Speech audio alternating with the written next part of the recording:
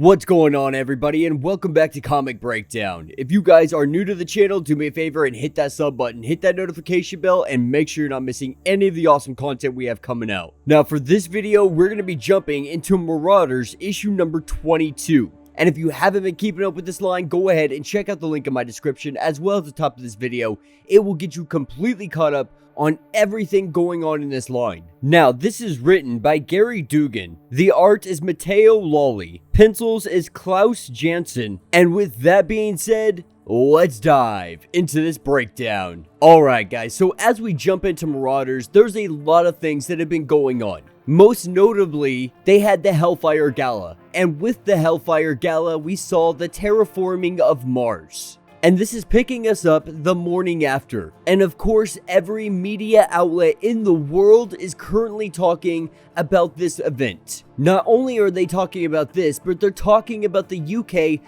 no longer recognizing Krakoa as a sovereign nation. And not knowing what to expect next to come out of Krakoa, they have yet to get the news that the Scarlet Witch has been murdered. But as we continue on with this morning, this is when we pick up with the Cuckoos. Now, the Cuckoo Sisters, they are continuing their party on. They've been partying all through the night, but Emma Frost says that it's time for you guys to come back, to head back home. And on their way back home, this is when they run into somebody familiar. This is when they run into Wilhelmina Kensington. Now, they had used their mutant abilities to try to fix her, and they believed that they had done so.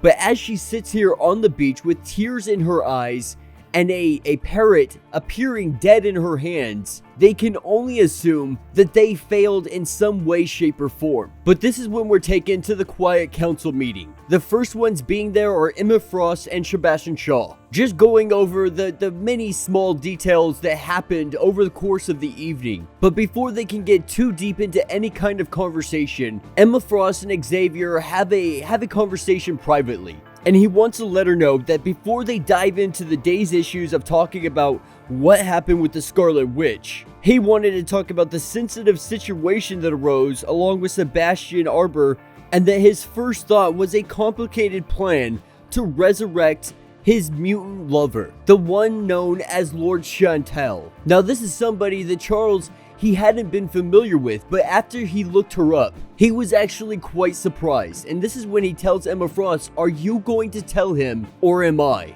Now, picking back up with the Stepford Cuckoos, they have the young Kensington girl here with them, and they're trying to figure out what they can do, because they believe that they had fixed this kid. Because when they first found her, she was a young woman radiating with anger and despair, and in a sense, they did fix her. But now she is living with all of the things that she did. The weight and the guilt is weighing extremely heavy on her, and so the girl's feeling like they have no other option, no other choice but to continue to try to fix her. And diving into her mind, we see a little girl in bed, a little girl with her father being a shadowy figure on the outside of the door. And it seems that she is too afraid to do anything, possibly having some kind of trauma done to her by her father. The Stepford girls are going to work effortlessly to try to help her in any way they can. And if she's not going to do what needs to be done, they are vowing that they are going to do it. They're going to help her along this trail. And finding the father in London, they pick up the young girl and they head through a portal.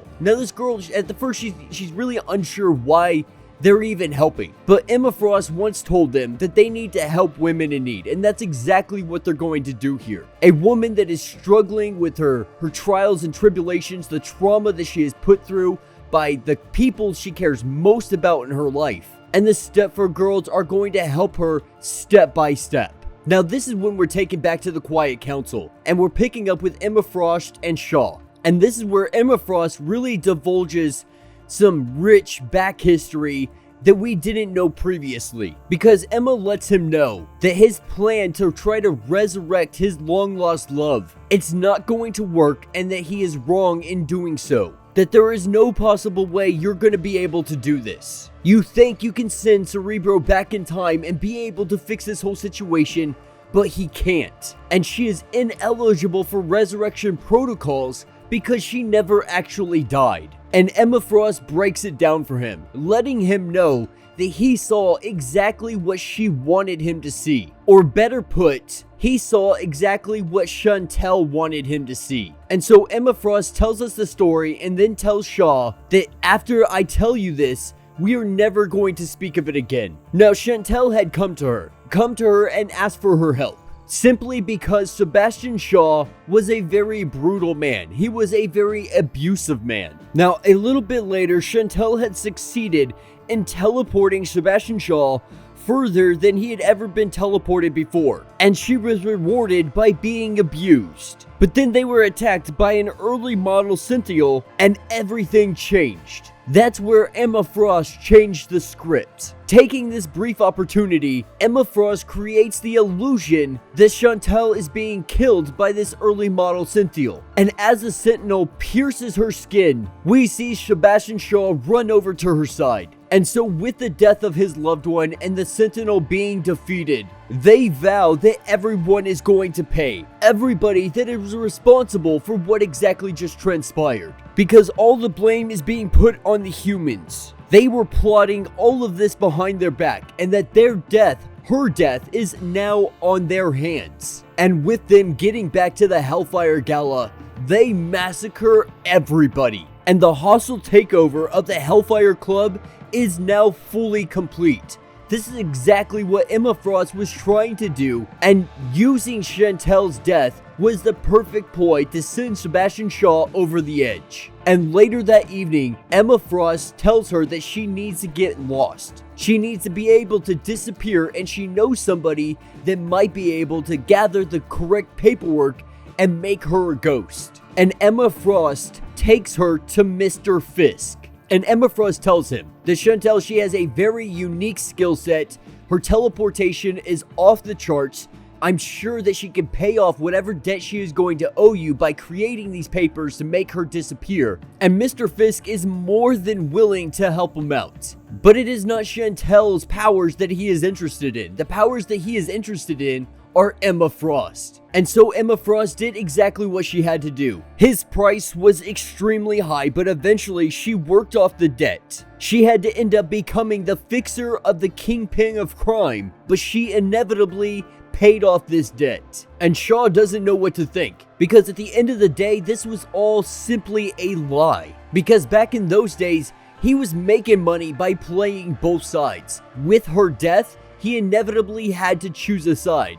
And he chose the mutants. He chose Emma Frost. And because of that choice, the Hellfire Gala was able to reach its full potential. Mutant kind was able to take it over, and much of what now is thanks to that moment. And so no matter how much Emma Frost might despise Sebastian Shaw for who he is, the things that he has done, she honestly doesn't believe that she would have been able to do any of this without his help. And so more or less, the existence of Krakoa, Sebastian Shaw surely had a hand to play in it. And at the end of the day, Krakoa is worth any sacrifice. And that will be where this issue ends. So let me know what you guys think down in the comments. I think this is a great follow-up to the Hellfire Gala. A little throwback to the past, a little bit of a retcon to what was. But now we're knowing that Lord Chantel, she's not dead. In fact, she's been alive this entire time,